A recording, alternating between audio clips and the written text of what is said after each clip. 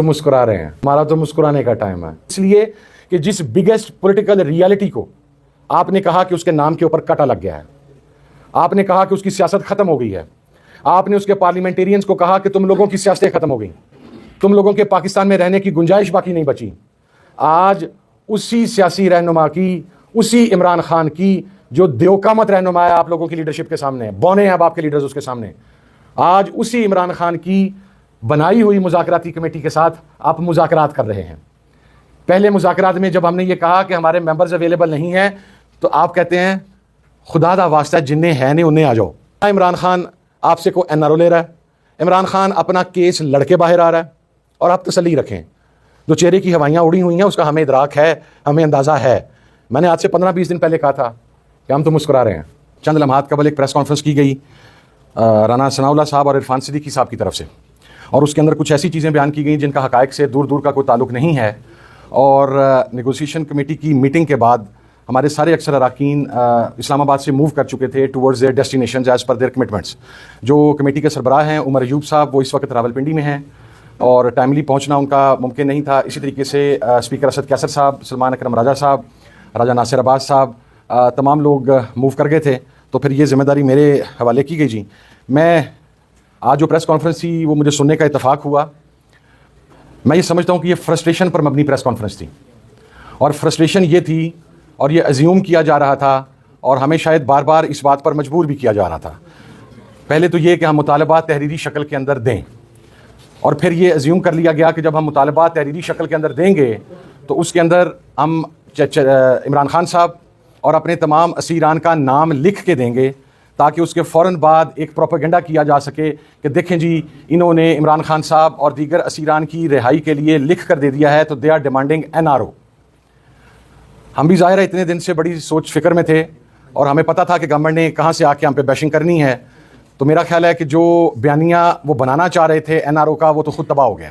آج ان کی گفتگو سے بھی تباہ ہو گیا, اور آج ہماری طرف سے جو ڈرافٹ جمع کروایا گیا اس کے ذریعے بھی تباہ ہو گیا.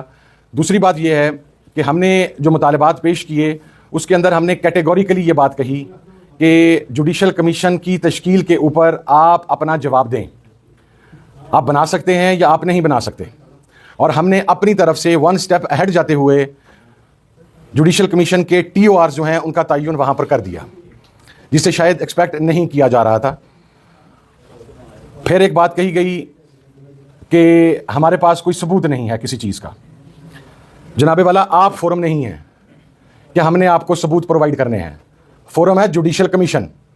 آپ کا اختیار, حکومت کا اختیار صرف جوڈیشل کمیشن بنانے تک ہے. یہ جو آپ نے کہا کہ ہم نے پروپوگنڈا کر دیا, جھوٹا پروپوگنڈا کرتے رہے, کوئی زخمی نہیں ہے, کوئی شہید نہیں ہے, ہمارے پاس نام نہیں ہے, یہ میں آپ کے سامنے اب نام پڑھنے لگا ہوں 13 شہداء کا جن کا وہ کیٹیگوریکلی کہہ رہے تھے کہ ان کے پاس تو کوئی شہید ہی کوئی نہیں ہے, تو ان کا نیریٹو ختم ہو گیا کہ گولی نہیں چلی. Muhammad Ilyas son of Ilyas Hussain number 1, Qadir Khan son of Ghulam Haider number 2, Mubeen Khan son of Aurangzeb Khan number 3, Sardar Ali son of Abdul Wali number 4, Tariq Khan son of Bakht Shireen number 5, Muhammad Ali son of Gul Khan number 6, Imran Abbasi son of Muhammad Gulzar number 7, Tajuddin son of Rahman Uddin number 8, Abdul Rashid sun of Jalal Uddin number 9, Ahmad Wali son of Abdullah Khan number 10, Anees Satti son of Sifarish Hussain sati number 11, Sardar Shafiq Ahmad son of Sardar Umar Khan number 12, Muhammad Idrees son of Samandar Khan number 13. یہ وہ 13 شہداء ہیں جن کی list ہمارے پاس موجود ہے. آپ فورم نہیں ہیں کہ آپ کو یہ لسٹ دی جائے. آپ 26 نومبر کا جوڈیشل کمیشن بنائیں, یہ لسٹ ہم وہاں پر دیں گے. اسی طریقے سے کہا گیا کہ جی کوئی زخمی نہیں ہے. اور میں اس میں ایک اور بات وضاحت کر دوں, کے پی کے کی حکومت کی طرف سے اور سی ایم کے پی کے کی طرف سے ان تمام شہداء کو, اگرچہ جان کی کوئی قیمت نہیں ہوتی, یہ بات ہم اس پر بہت کلیئر ہیں, لیکن ایک شہید کے اس دنیا سے جانے کے بعد ان کی فیملی ظاہر ہے فیملی فائنینشیل کرائسس میں آتی ہے, مختلف پرابلمز آتے ہیں. تو اپنے تئیں ان تمام 13 افراد کو جو کمپنسیشن ہے وہ ان کے گھروں تک پہنچا دی گئی ہے. اگرچہ جان کی کمپنسیشن نہیں ہے, یہ میں پہلے بات کلیئر کر رہا ہوں, لیکن ایک انسان ہونے کے ناطے کے پی کے میں ہماری حکومت تھی, ہم نے اپنے تئیں جو کر سکتے تھے وہ کر دیا. تو رانا صاحب یہ ہے 13 شہداء کی لسٹ جو آپ کہہ رہے تھے کہ ہمارے پاس لسٹ نہیں ہے. نمبر 2، آپ کہہ رہے تھے کہ ہمارے پاس زخمیوں کی کوئی لسٹ نہیں ہے. یہ میں نے ان کے ایڈریس آگے سے کاٹ دیے ہیں تاکہ وہ شہداء بھی مسنگز میں نہ چلے جائیں. اب وہ زخمی جو ہیں وہ مسنگز میں نہ چلے جائیں. اس لسٹ کے اندر گن شاٹس ہیں. یہ ایک لسٹ ہے اور یہ دوسری لسٹ ہے. یہ گن شاٹس ہیں، گن وونڈڈ ہیں. ان کے میڈیکل سرٹیفکیٹس ہمارے پاس موجود ہیں. آپ فورم نہیں ہیں کہ ہم نے آپ کو یہ لسٹ پرووائڈ کرنی ہے. آپ کے پاس یہ اختیار بھی نہیں ہے کہ آپ یہ لسٹیں ہم سے مانگیں، کیونکہ گولیاں آپ نے چلائی ہیں، میسیکر آپ نے کیا ہے، قتل عام آپ نے کیا ہے. آپ خود ہی قاتل اور خود ہی منصف کا کردار ادا کرنے کی کوشش نہ کریں. جتنی آپ کی کیپیسٹی ہے جوڈیشل کمیشن بنانے کی، جو آپ انوسینٹ پلی کرتے ہیں کہ ہم گلٹی نہیں ہیں، ہم انوسینٹ ہیں، آپ کمیشن بنائیں، ہم یہ تمام چیزیں وہاں پر پیش کریں گے. یہ ایک لسٹ ہے 11 افراد پر مشتمل، ایک لسٹ ہے 13 افراد پر مشتمل، ایک لسٹ ہے 10 افراد پر مشتمل، ایک لسٹ ہے 6 افراد پر مشتمل، اور یہ ایک لسٹ ہے 22 افراد پر مشتمل. یہ گن وونڈڈ انجرڈ ہیں، ان کو گولیاں لگی ہیں. تو یہ جو آپ نے ایک بات کرنے کی کوشش کی کہ ہم نے دنیا کو گمراہ کر دیا، یا ہم نے یہ کر دیا، یا ہم نے وہ کر دیا، ہم نے یہ لسٹیں آپ کو پرووائڈ نہیں کرنی، ہم نے یہ لسٹیں جوڈیشل کمیشن کو پرووائڈ کرنی ہیں. نمبر 1. نمبر 2، آپ نے کہا کوئی مسنگ نہیں ہے. ہماری طرف سے مرکزی سیکرٹری اطلاعات پاکستان تحریک انصاف شیخ وقاص اکرم صاحب نے 200 مسنگ افراد کی ایک لسٹ شیئر کی. ہم نے خود ذمہ داری کا مظاہرہ کرتے ہوئے انہیں لوکیٹ کیا، انہیں ٹریس کیا.